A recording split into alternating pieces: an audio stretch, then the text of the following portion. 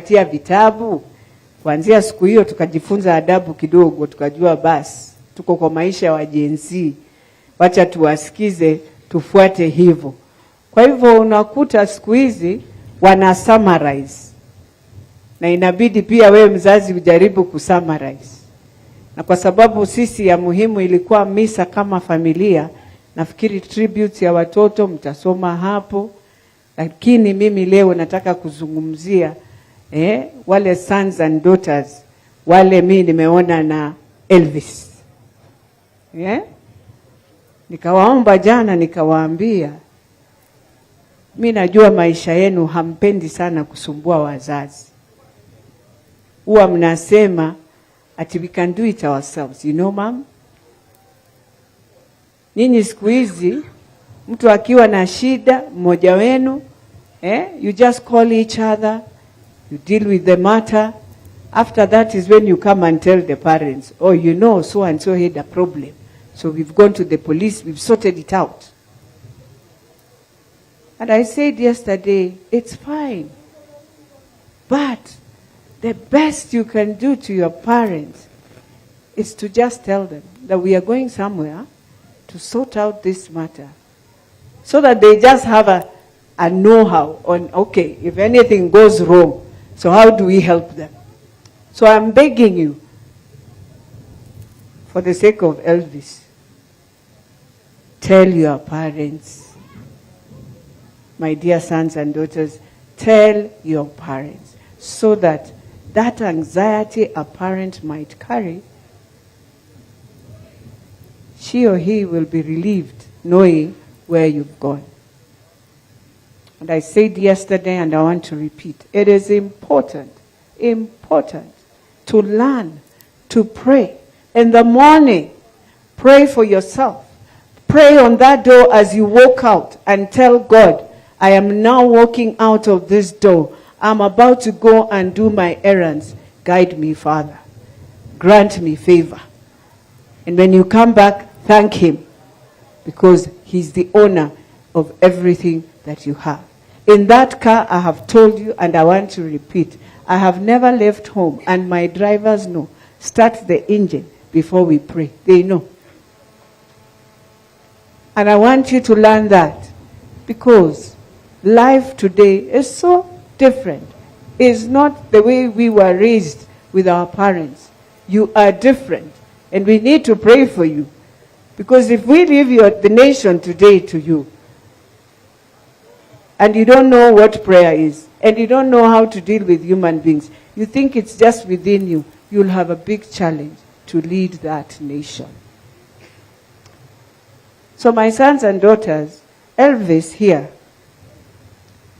was a very interesting man. He's an introvert, loved football and all that. But one thing I know, also loved many of his friends, that when you see one of them with trouble, with challenges of school fees, challenger, he'll come and say, Mom, you have to help. I know I have two now, a girl in Odero somewhere, that we need to ensure they finish school. Those were Elvis's friends, sisters and all that. So for me, I just want to say, I want to thank God for the life he gave Elvis. I think after Mass, you always feel that indeed it is very painful. The most painful process in this process is when you walk into a hospital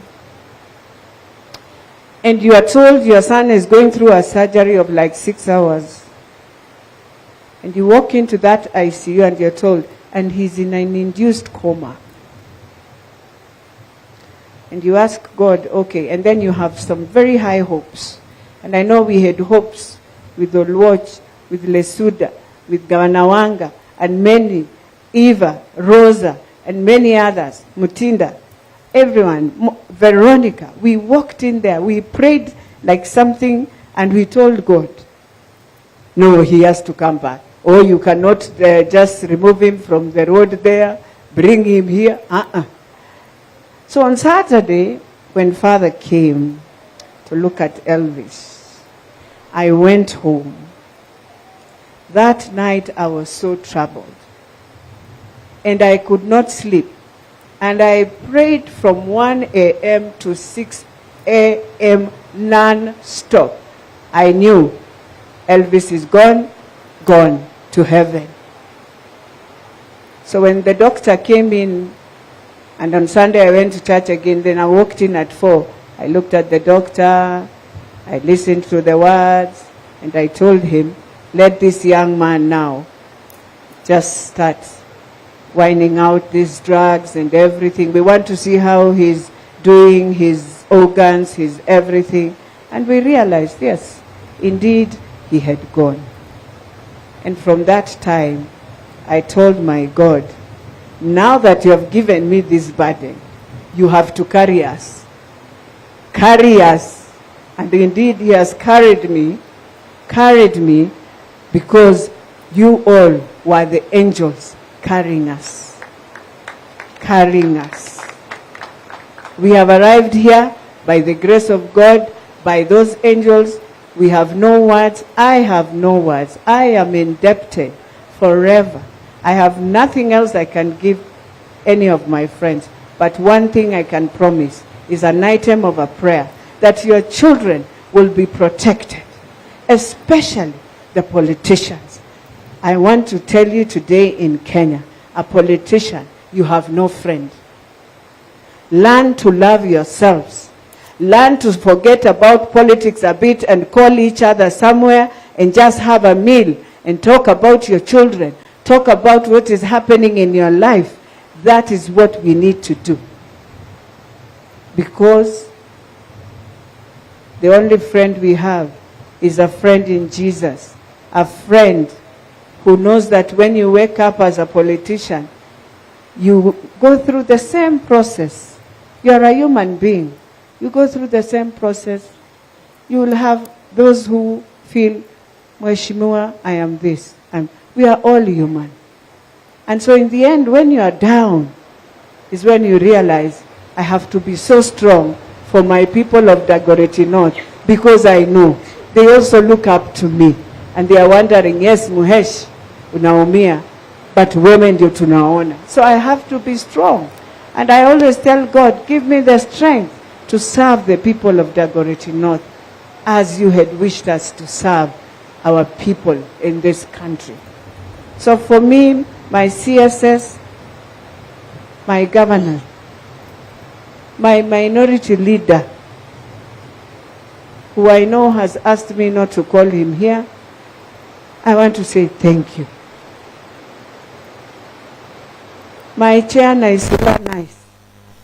I have nothing to tell you.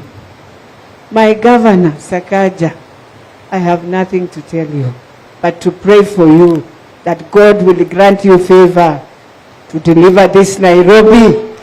God will grant you that favor. My CS, my brother, my small brother, I know your heart, I know everything. As is to pray for you that ministry you are running, God will step in and stand in for you, because that is the only person you have. Eva, Rosa, that when you step in Kasipul and Rosa in Kisumu West, find favor there. May people look at you, and when you touch everything, it blesses them and they feel they have a member of parliament.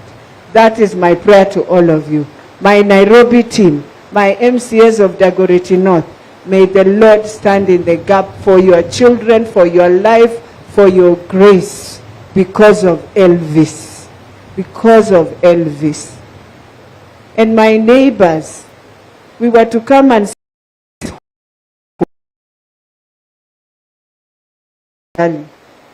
and my chief, who I normally tutarudi sisi wote basi tushukuru kwa niaba ya jamii hapa kwa wote.